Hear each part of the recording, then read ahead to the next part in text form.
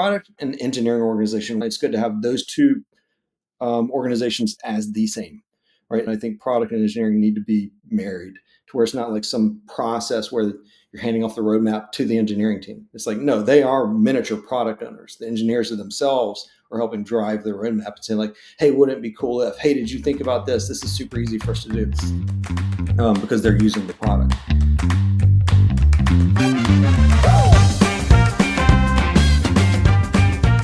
Welcome to Tech Teams Today. I'm Lucas Mendes, CEO of Revelo. And in today's episode, we're thrilled to have Charlie Hill, the founder and chief product officer of Harbor, join us. Harbor is on a mission to help parents like me get more sleep. Their baby monitors are reliable and secure. And that's a very, very noble mission, Charlie. Thanks for being on that mission, first and foremost. To start, Charlie, welcome to the show. We like to start by having our guests sort of walk us through their background journey. Could you tell us how you started out in tech and maybe expand a bit on how you went from the US Army to becoming a product leader? Sure. Thanks for having me, Lucas. You know, proud to be partners with Revelo.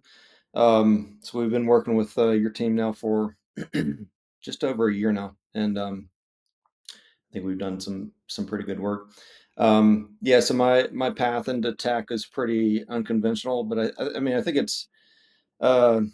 it should be inspirational for some folks that may be coming from a non-traditional background into tech and product management and are looking to branch out in their career. I technically am an engineer, but I didn't do a lot of engineering. So I went to school for electrical engineering. It was kind of a, like what should I do in college type moment. At the same time, I was in ROTC, so I knew I was going into the military. This was, immediately post 9/11. So wanted to go serve and so immediately after graduating, went straight into the Army and ended up flying helicopters for 8 years. So I flew an aircraft called the Kiowa Warrior.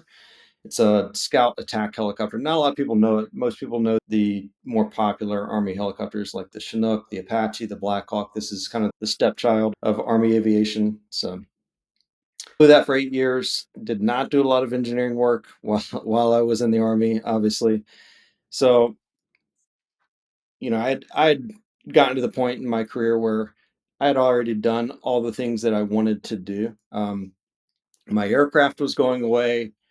I was going to be riding a desk for a while instead of flying a lot, and so I decided it would be a good opportunity to step out. But had no idea what I wanted to do, so go pursue an MBA, and that really was just like a 2-year runway to figure out what do I want to do with my life. At the end of that 2 years, came out not knowing what I wanted to do with my life, but followed my wife down to Philadelphia. She was in a program here, so I followed her down here, and I was just looking around for, I was going to go back into aviation. It's like, hey, that's what I know. I just want to go back into something that I've done before.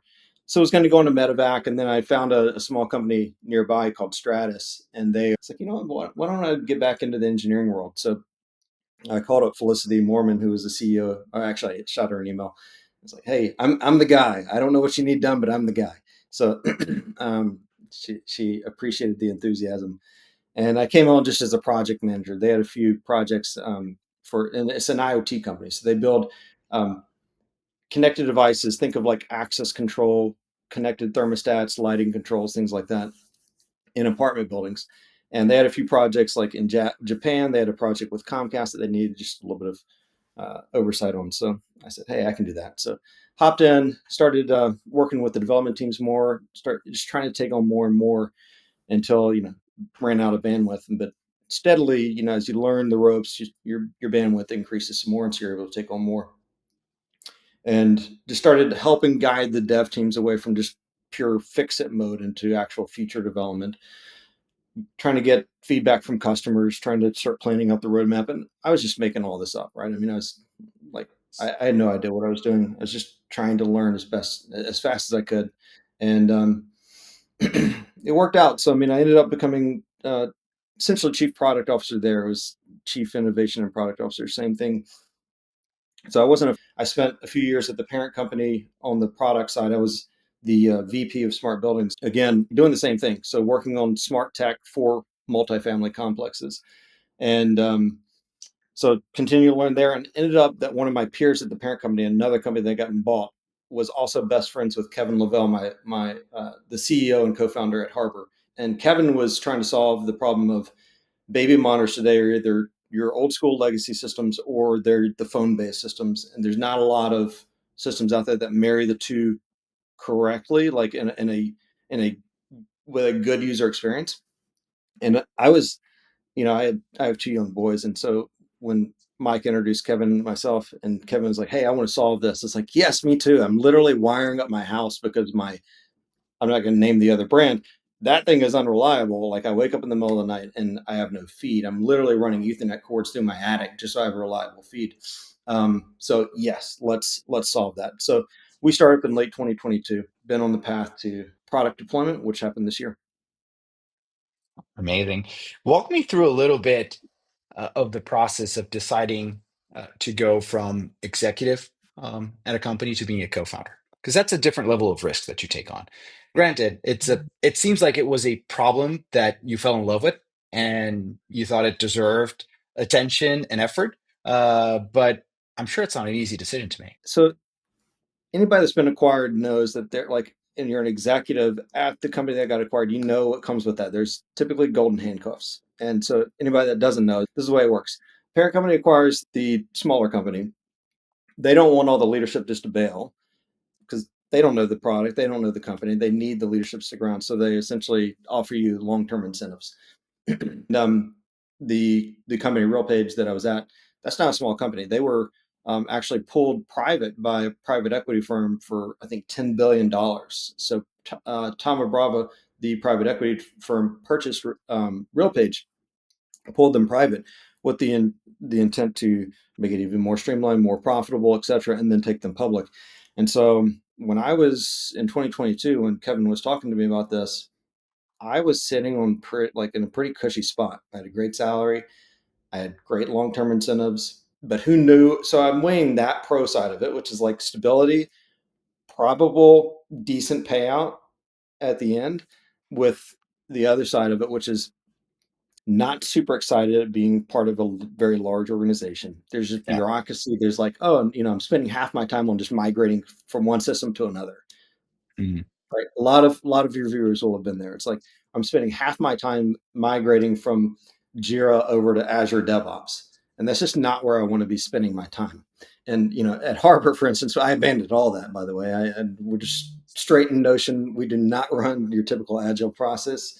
And a lot of people would consider it like just not agile, but um, it's essentially Kanban. Like that's all I do now is just like I just run like, hey, here's what's up next. When you get to it, you get to it, and we're gonna do like what we're working on now, what we're working on soon, what we're working on later, and that's it. It's not we're not promising like deliverables on certain timelines, etc. So anyway, like that migration process drove me to like I'm never doing that again. And the other side of it is just the upside is lower, right? So when you're at a parent Yeah. organization, like what your upside is. Whereas the upside with going with something new, it's like, hey, that could be 10x that, it could be nothing, right? Mhm. There's a little bit of gambling there. Um, but also, I mean, look, I was completely aligned with Kevin's vision. Like when he told me about the problem he wanted to solve, and then the other part of it, which is integrating telehealth into that, I was like, absolutely, that sounds awesome. Let's go do that. And so we took a risk. And I've never been a founder before. I've never been a co-founder before.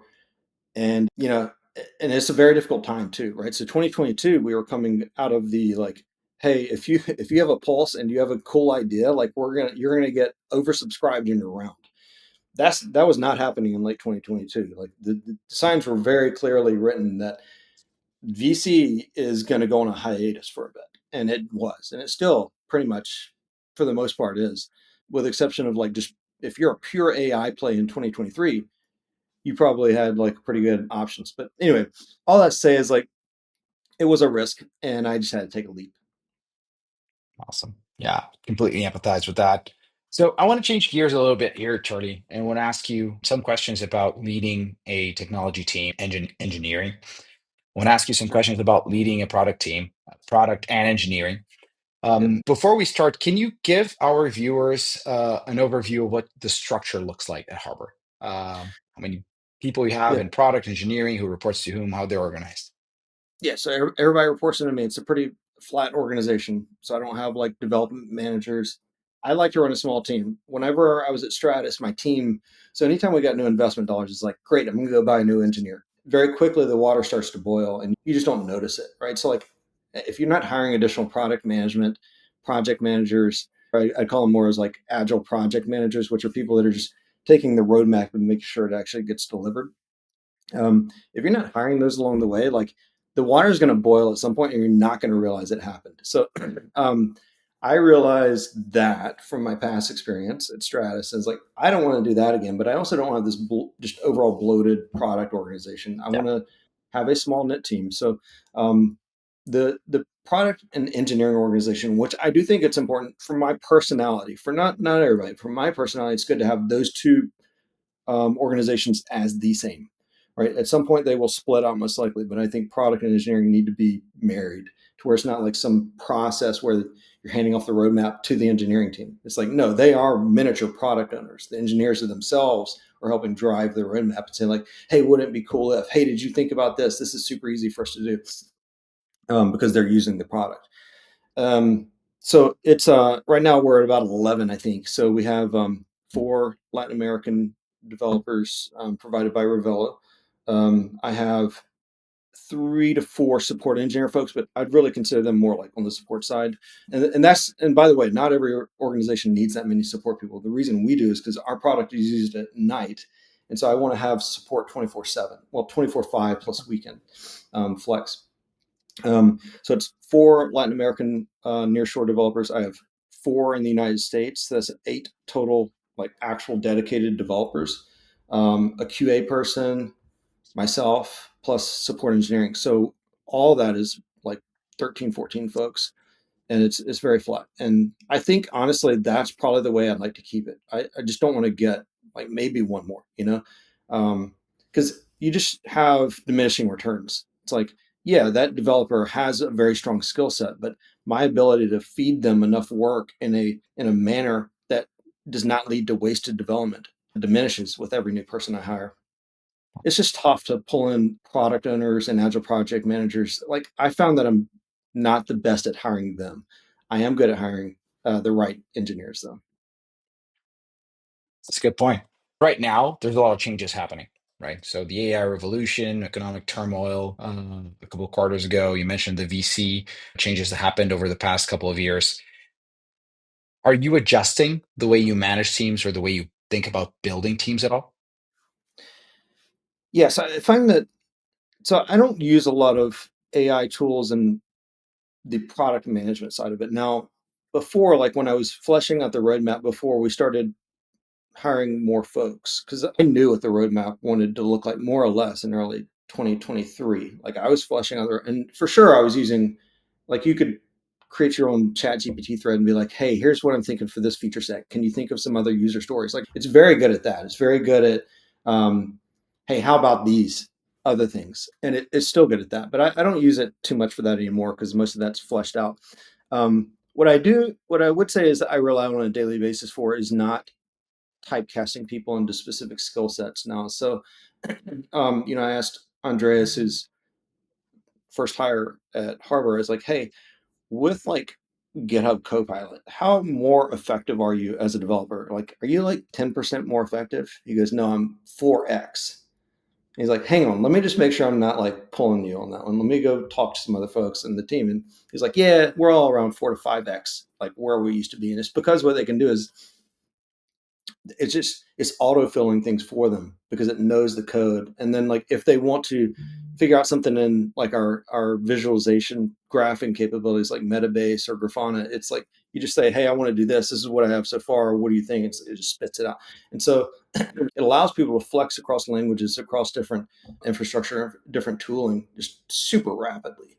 And that is where I would say I use it the most, but it's indirectly, right? So like all I'm Yeah. doing is just making sure that I'm not saying, hey, Omar, you are only working on Android. Now, I was never that type of person in any way, but it really does allow you to say, like, what do you want to work on? Where do you want to feel effective? And they're just able to step into it, even though maybe they've never done Swift before. And now, granted, we have a lead Swift iOS developer that's overseeing this. But yeah, other areas. I mean, the the technology itself has some AI capabilities like inside of the camera, but that's not really from like I'm holding the camera here. So there's actually like a vector processor inside of this, and so when you saw Nvidia's stock skyrocket is because they make the right type of processors that are very capable of AI. And inside of this camera, there's actually a vector processor that's very similar. That's not really for like how am I using on a product perspective, but I would say like it's very helpful in fleshing out roadmaps. It's very helpful in fleshing out user stories, and even like saying, all right, now I want you to give me the tasks around these user stories, which we don't do anymore at Harbor. I just say, here's the user story, go and conquer. And it's also very good at just providing flex across the team so that you're as like uh, as the engineering manager, which essentially is what I am, right? I'm product Mhm. manager and engineering manager. I'm not having to typecast people as much as you used to. Got it. At the same time, you said that AI increases the productivity of developers significantly, right? Does it mean that you have to think differently about the profile of the engineers you're going after or the structure of the team? So I have a very good friend who's anti AI, and like he's on LinkedIn talking about AI is just memorization, and they have their points, right? Um, I think most engineers are like the vast majority of engineers are adopting the AI tooling, like GitHub Copilot primarily. JetBrains has its own capability. Like every service now has like its own little plugin, but we use Copilot the most, and it's just incredibly effective. So as long as you're not hiring somebody that is like anti that and has used it before or used something like that before, I think you're okay because 98% of engineers are gonna be like, I want to be more effective. They don't view AI as like taking my job. No, it makes you more effective. Like it makes you faster. It provides you additional like you stretch into languages that you never touched before, just more rapidly. So I think as long as you're just making sure that they're not anti that, then you're going to be okay. Because pretty sure like it's almost ubiquitous now that most people are adopting the tooling.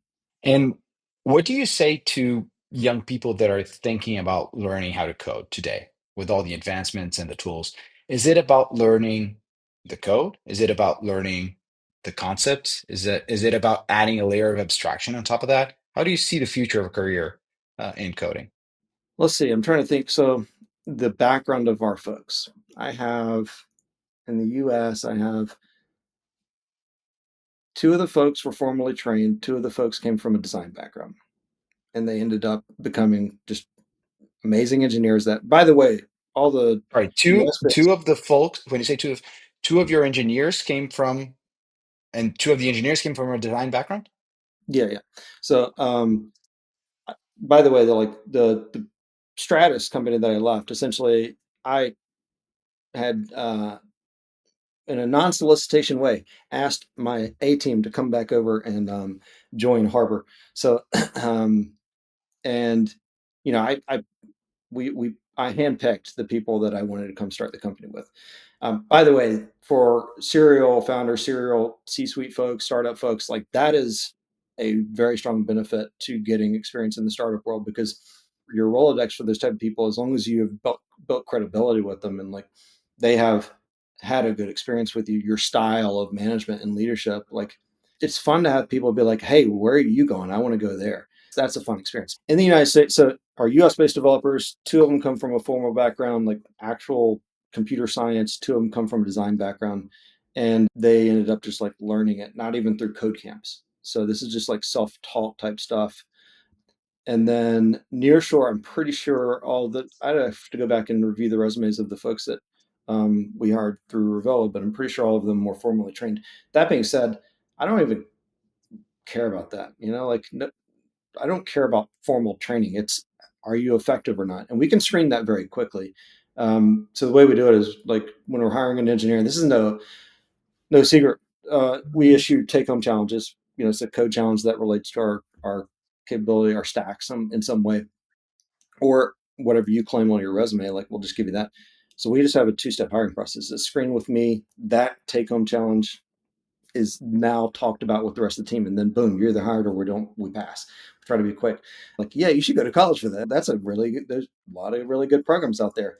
Boot camps are still a thing for sure. Self-taught is very much a thing. So, as like Andreas on my team, Olivia on my team, both self-taught coming from a design background. And like I'll put them up against anybody from any organization any day. They're Olivia, I will give her an entire feature set. I'll give you an example. So the monitor can dual as a digital picture frame. So when it's sitting on a countertop, um, and you're walking past it, and it's not being used as a baby monitor because it's the middle of the day, it has a picture of your family on it. And that's an entire market. Like there are digital picture frames out there that get sold. We're like, oh well, couldn't we do that too, like a Samsung Frame TV? And so I just tell her like, hey, this is the way I'd like to operate. Go play around with these other devices, make it work. And she did the full stack integration. So the iOS side, the backend side, and the Android monitor side, and she's self-taught. So I mean, it really doesn't matter what your background is. It matters like how hungry are you, how what's your initiative level? Like, are you hungry? Are you able to um, get in and just learn as quickly as possible, be a sponge? And yeah, I mean, I do think that there is a hint to like just natural talent as well. And you should be able to learn that about yourself. Like, is this something for you or not? I think my question then is, how do you screen for that? You mentioned the two-step screening process, but what are the conversations like when you're sitting with your team deciding whether to pass on somebody or to make them an offer? How do you Yeah. screen for that ability to learn and to evolve as a professional? So that's where I go back to like, it's really nice to come from an organization. You've already screened those people through real work, and then you say like, all right, I'm moving on, and they also are looking for another home, and you take the best. It is tough, like, and especially as your organization grows in size, like your ability to hire good quality folks, like world class folks, essentially becomes non-existent. So, in my experience, now I know companies like Amazon, they have this policy of like whoever you hire needs to be better than you are, or something along those lines. Like that's all well and good. It briefs nice. It sounds good, but there's a reason that larger companies are less efficient. Even companies like Google. I mean, you talk to somebody that works there on the engineering side, and I assure you that it's not like some super streamlined organization. So um, I guess that says like it's good to come from another company and you're able to like use your network. If you don't have that, I would say if you keep the team small, it helps hire fast, fire fast. So, and sometimes like I had to let somebody, we did hire bad recently. So we're not perfect. We hired bad recently. Um, I was talking with the team, is like, I don't think this is working out. I think that the kindest thing to do with this person is to fire them. Like, I don't want to drag this out for months and it's just not the right fit. And we're both spinning our wheels. We're both getting increasingly frustrated at each other because our expectations just cannot be aligned with what this person is delivering. And so I think the kindest thing here is like, hey, it's been 2, 3 weeks. This ramp up is not going as we expected. This is clearly not the type of person like the other type of people on the team. It's just could be us, right? Could be just, hey, we're not a fit for them either. So we say, hey, we're just going to call it here. We're going to like continue to pay you for a little bit here. Why don't you get back into the recruiting pool, and we're going to go look for somebody as well. And that person's like, yep, I feel the same way. So it's like you're not going to be perfect in the hiring process, especially if you have the mentality like us, which is hire quick. Like nobody likes the recruiting processes of like where it's like you go through 3, 4 rounds and you're waiting callback for weeks. Like that's awful. You should not treat people like that. You should try to have a streamlined process, but also have a streamlined process if it ends up not working out. And so um, take home challenges are great. And having that mentality, I think, helps a lot. So that if you do end up pulling somebody in and then you spend 2, 3 weeks with them, 4 weeks with them, which is a job interview in itself, like that first period it's a bit of an interview, is have a mentality of like, hey, we're not afraid to let somebody go and we're not going to waste 6 months of their life while we're still working through those decisions. So Amazing. yeah. Awesome. We're going to wrap up now, Charlie. So my last question, Charlie, what is an opinion that you have as an engineering product leader That sort of goes against the grain of what's considered common knowledge or best practice. Agile workflows are garbage. They're not as efficient, they're not as useful as they are made out to be. So, Mike Ivey, who was actually the person that introduced Kevin and myself, he used something called Notion. I love Notion. It's got its own issues, but essentially all I've done, and it's by no means is perfect. Like you talk to anybody on my team, they'll be like, "Yeah, Charlie needs to curate the backlog." Like, say, like, is the backlog? Does it seem like a super efficient, streamlined process backlog? No. Like, I need to go through and curate the backlog. But what they're working on now and next is well, and um, our features are relatively well known, and people have buy-in around those. And so all I have is I have here's a list of teams. Like generally, we have a camera team. We have generally our Android work that needs to be done. Generally, again, like I don't typecast people too much. I allow people to flex, and I say, here's the list of the things that we need to be working on now. Here's the list of the things we need to be working on next. And it's literally to dos, like just check off. Like there are no tasks. There's no subtasks. There's no um, it is, and it's pretty efficient. So people will have increased velocity if you're not spending so much time pointing things, right? Pointing poker. Like how many? Like man, I wasted so much of my life doing pointing poker and working through sprint planning meetings and these backlog grooming sessions. And I'm not saying that they don't have their own place in a large organization, but I think as a small organization, you just have to be more nimble. You have to be okay with like, here's our to-do list now, next, later. Mike taught me that, and I do think that like so using something like Jira, which is a beast of a software platform, Azure DevOps or Boards, I think is what it's called, and there's plenty of others, is just a bit unnecessary.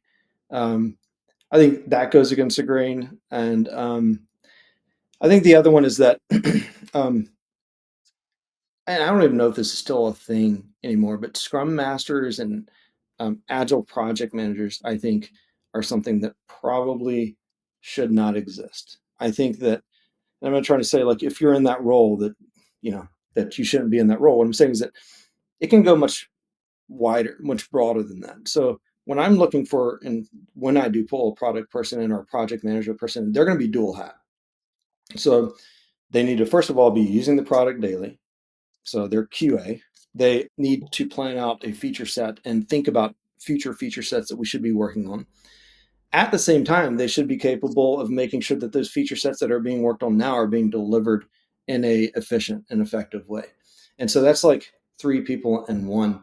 And just having somebody that's literally like making sure that what we're working on a daily basis is just too micromanagery, managery, and I really think that those people would benefit from just a broader view about the product and trying to take ownership of the product. And I even encourage our developers, and it's actually in our company guide on the engineering hiring process, is that each engineer is a miniature product owner. And I don't mean miniature in that their opinion matters less. I just mean like part of their brain needs to constantly be thinking about like, where is this challenged? Where's the product challenged?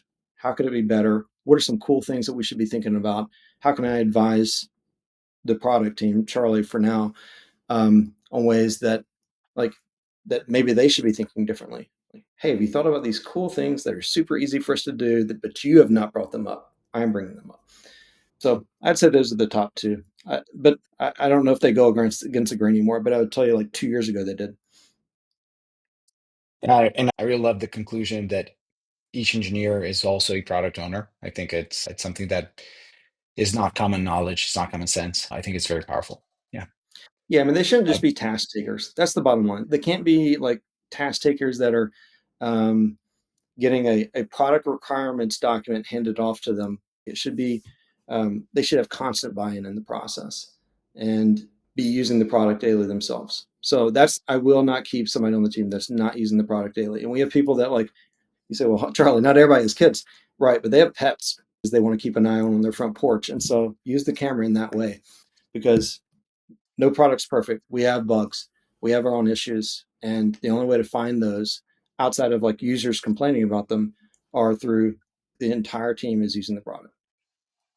It's a very, very good point. So, Charlie, how can our listeners stay in touch with you? So I don't have a big social media presence myself. I do want to change that. That's actually something that I want to break out of my shell a little bit and do more things like this. So I think I'll start on LinkedIn there, probably as X, but right now I'm just Charlie Hill on LinkedIn. But as far as the company, all of our social handles are Harbor Sleep. So on Insta, on X, on LinkedIn, on Meta, it's all Harbor Sleep. So and our website is Harbor. Really appreciate the partnership with Revelo. The folks that you guys have helped us source are absolutely world class. And Lucas, I told you this before, but just, and I know you don't want to make the Revelo plug, but there's a few people on our team that you guys source for us from. Like, man, I am glad I called that person because whew, we would not be where we were without them. So thanks for the partnership. That's great to hear. Thanks for your time today, Charlie. And thanks Thanks. everyone for watching Tech Teams today. I'm Lucas Mendes, CEO of Revelo, and I'd like to thank Charlie Hill, the CPO and co-founder of Harbor, for joining us today. Personally, absolutely love the chat and learned a ton. So don't forget to like and subscribe on Spotify, YouTube, and Apple Podcasts. Feel free to chime in with your own thoughts in the comments as well. Thanks, everyone.